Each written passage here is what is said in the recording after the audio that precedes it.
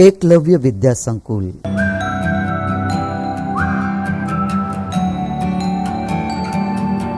कक्षा 8 विषय हिंदी, विषयांक अंतरिक्ष परी सुनीता विलियम्स, भाग 3। लेखिका डॉक्टर कोकिला पारेख, साहित्य प्रकार जीवनी। तो विद्यार्थी मित्रों, इस पाठ के अर्थात अंतरिक्ष परी सुनीता विलियम्स पाठ के अगले 2 भाग का अभ्यास हम कर चुके हैं। आज हम तीसरे भाग पर पहुंचे हैं। तो अगले भाग में हमने सबसे पहले कोकिला पारेख का जीवन परिचय प्राप्त किया, बाद में प्रथम भारतीय महिला अंतरिक्ष यात्री का संक्षिप्त परिचय प्राप्त किया, जैसे कि कल्पना चावला का संक्षिप्त परिचय। उसी तरह राकेश शर्मा का संक्षिप्त परिचय प्राप्त किया। उसके बाद अंतरिक्ष परी सुनीता विलियम्स पाठ में हमने देखा था कि 20 सितंबर 2007 को अहमदाबाद एयरपोर्ट पर अमेरिका से एक हवाई जहाज आ रहा था, जिसमें सुनीता विलियम्स एक सफल यात्रा करके अटलांटिस यान से पृथ्वी पर वापस सफल और सकुशल लौट आई है। फिर बाद में हमने देखा था कि सुनीता विलियम्स गुजरात से कैसे जुड़ी हुई थी। उसका कारण यह है कि सुनीता विलियम्स के जो पिताजी है दीपक भाई पंड्या, उसका मूल कहाँ से जुड़ा हुआ है? गुजरात से जुड़ा हुआ है।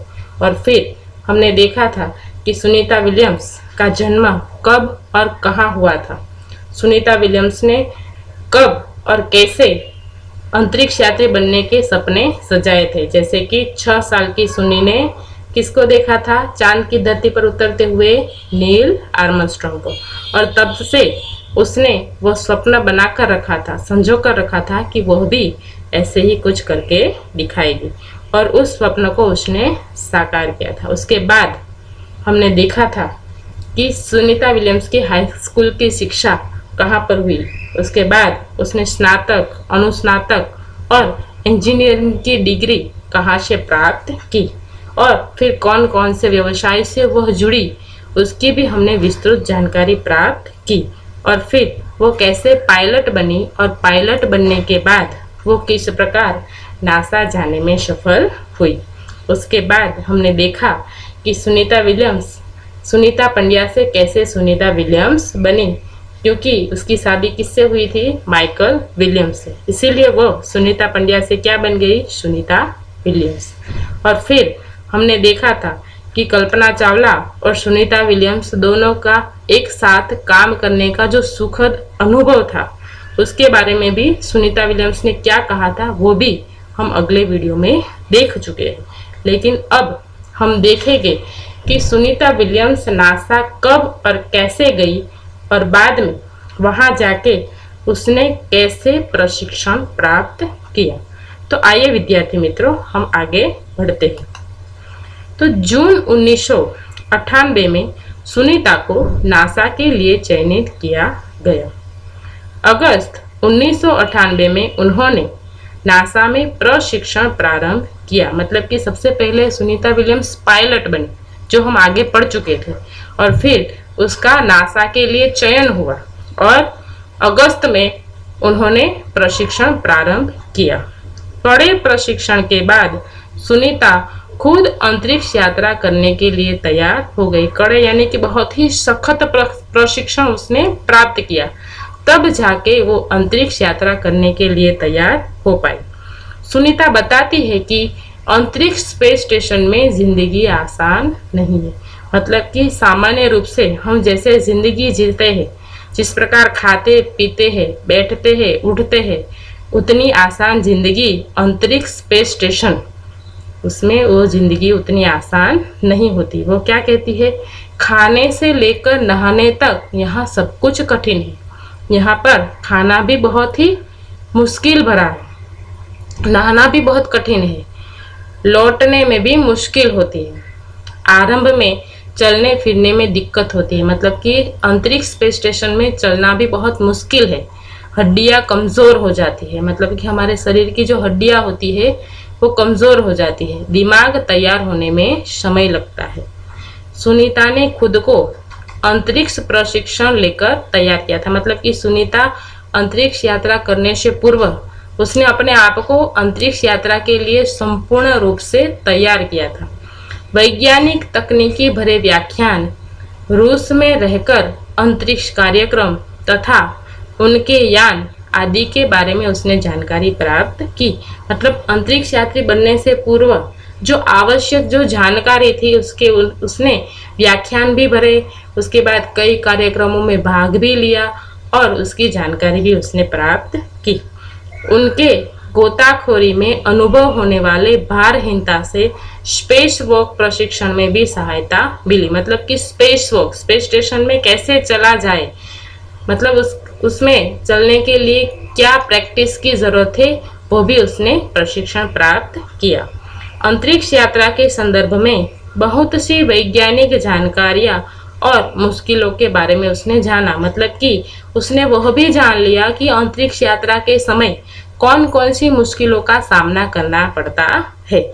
इन सभी जानकारी प्राप्त करने के बाद वो अंतरिक्ष यात्री बन पाए।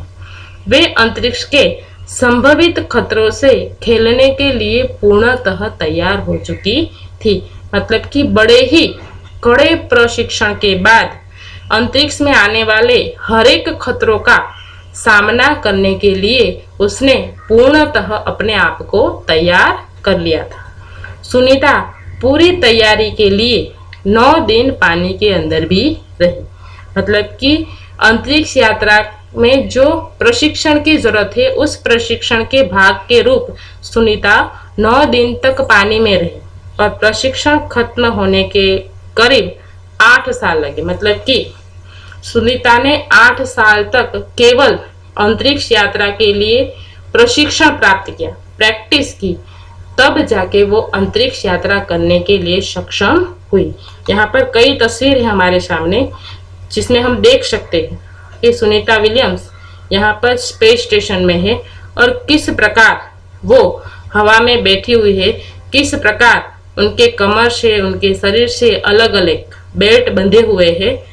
तो यहाँ पर हम देख सकते हैं कि सुनीता विलियम्स को या फिर अन्य कोई भी अंतरिक्ष यात्री को स्पेस स्टेशन में कितनी मुश्किलों का सामना करना पड़ता होगा।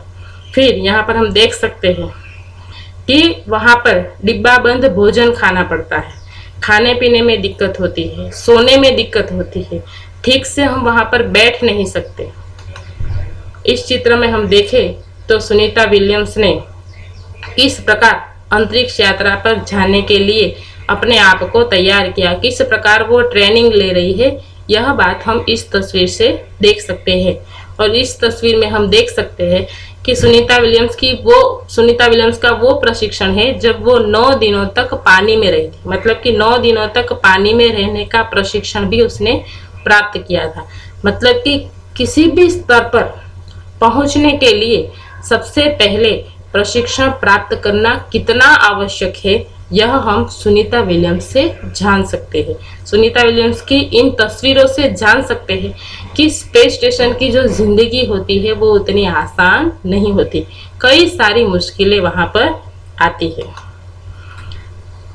अब आगे डिस्कवरी अभियान फ्लोरिडा से कैनेडी स्पेस स्टेशन से फ्लाइट इंजीनियर के तौर पर डिस्कवरी मिशन में शामिल होने के बाद 10 दिसंबर 2007 अटलांटिस अंतरिक्ष यान से सुनीता स्पेस स्टेशन पहुंची। मतलब कि यह थी सुनीता विलियम्स की सबसे पहली अंतरिक्ष यात्रा अटलांटिस यान के द्वारा। वो कब गई थी? 10 दिसंबर 2007 को। 17 दिसंबर को अंतरिक्ष में चहलकदमी हुई। मतलब कि 10 दिसंबर 2007 को वो रवाना हुई और 17 दिसंबर को अंतरिक्ष में वो पहुंच गई। पृथ्वी से 360 किलोमीटर की दूरी पर कक्षा में स्थित अंतरराष्ट्रीय अंतरिक्ष स्पेस स्टेशन की गति प्रति घंटे 27,744 किलोमीटर थी। मतलब कि ये जो अंतरिक्ष यान है जिसका नाम था अटलांटिस, उसकी जो गति थी वो प्रति घंटे कितनी थी? 27,744। और यह अंतरिक्ष यान पृथ्वी से 360 किलोमीटर की दूरी पर था। यह अड्डा प्रतिदिन पृथ्वी के 15.7 चक्कर काटता था। यह अड्डा अर्थात यह यान हर रोज पृथ्वी के 15.7 चक्कर काटता था। अर्थात सुनीता ने पृथ्वी के 2967 चक्कर अपने अंतरिक्ष प्रवास में लगाए। इस अभियान में सुनीता ने 29 घंटे 17 मिनट तक स्पेस वॉक करके अंतरिक्ष में रिकॉर्ड बनाया। स्पेस वॉक मतलब कि अंतरिक्ष में चलना, मतलब कि उसका रिकॉर्ड उसने बनाया। वो 29 घंटे और 17 मिनट तक स्पेस वॉक करती रही। इससे पहले अप्रैल माह में 4 घंटे 24 मिनट में मैराथन जीतने वाली पहली अंतरिक्ष यात्री वो बन चुकी थी। मतलब कि देखो सुनीता विलियम्स ने कितनी सिद्धियां पाई है। वो मैराथन जीतने वाली पहली अंतरिक्ष यात्री थी। अंतरिक्ष के बोस्टन मैराथन में 4.5 घंटे में 42 किलोमीटर का सफर काटने वाली वो प्रथम अंतरिक्ष यात्री हुई। और सुनीता ने अंतरिक्ष में 188 दिन और 4 घंटे के सैनोन ल्यूसी का रिकॉर्ड तोड़ दिया। मतलब कि कई अंतरिक्ष यात्रियों का रिकॉर्ड उसने तोड़ दिया और वो सफल अंतरिक्ष यात्री बनी। मतलब कि अंतरिक्ष में 188 दिन तक रहने का उसने अनुभव प्राप्त किया। और वह कहती है सुनीता विलियम्स का 6 महीने तक रहने का अनुभव। अंतरिक्ष यान में कितने महीने तक का रहने का अनुभव है? 6 महीने का। और फिर वो कहती है कि वहाँ व्यायाम करना बहुत आवश्यक है। मतलब कि वहाँ पर प्रतिदिन व्यायाम करना पड़ता है। क्यों? क्योंकि हड्डियां कमजोर होती। व्यायाम करने से मांसपेशी और हड्डियों की शक्ति बनाई रखी जा सकती है। मतलब कि व्यायाम करने से हमारी जो मांसपेशियां है और हमारी जो हड्डियां है उसकी जो कमजोरी है वो दूर हो जाती है और उसमें शक्ति और ताकत रह सकती है। शरीर को लचीला बनाए रखा जाए। मतलब कि व्यायाम करने से शरीर को क्या बना सकते हैं हम? लचीला बना सकते हैं। जैसा कि साइकिल चलाना, दौड़ना, हवा में तैरना, इस प्रकार के व्यायाम अंतरिक्ष स्पेस स्टेशन में कर सकते हैं। अंतरिक्ष यात्रा में सोना बहुत मुश्किल है। हमने पहले तस्वीरों में देखा था कि अंतरिक्ष स्पेस स्टेशन में जब हम जाते हैं तो वहां पर बैठना, सोना, खाना पीना सब कुछ मुश्किल है। रोज डिब्बाबंद भोजन, भारहीनता, शरीर के लचीलेपन का तीव्र गति से खत्म होना। मतलब कि वहां पर जो खाना खाना है वो डिब्बा बंद है। हर रोज डिब्बे का भोजन खाना, घर का तंदुरुस्त और समतोल आहार नहीं मिल सकता। भारहीनता मतलब कि शरीर का भार नहीं लगता। शरीर हमारा हवा में रहता है जिसके कारण हमें भारहीनता महसूस होती है। और उसके कारण शरीर का जो लचीलापन है वो तीव्र गति से क्या हो जाता है? खत्म हो जाता है। शरीर की मांसपेशियां और हड्डियों को तेज क्षति जैसी समस्याएं। मतलब कि हमारे शरीर की जो मांसपेशियां है और जो हड्डियां है वो तुरंत ही क्या हो जाती है? कमजोर हो जाती है। इतनी सारी तकलीफें अंतरिक्ष स्पेस स्टेशन में मिलती है। फिर भी सुनीता विलियम्स 188 दिन तक अंतरिक्ष स्पेस स्टेशन में रही। मतलब कि उसने इतना बड़ा 6 महीने तक अंतरिक्ष में रहने का अनुभव प्राप्त किया और इतनी सारी तकलीफों को सहन किया, उन मुश्किलों का सामना किया।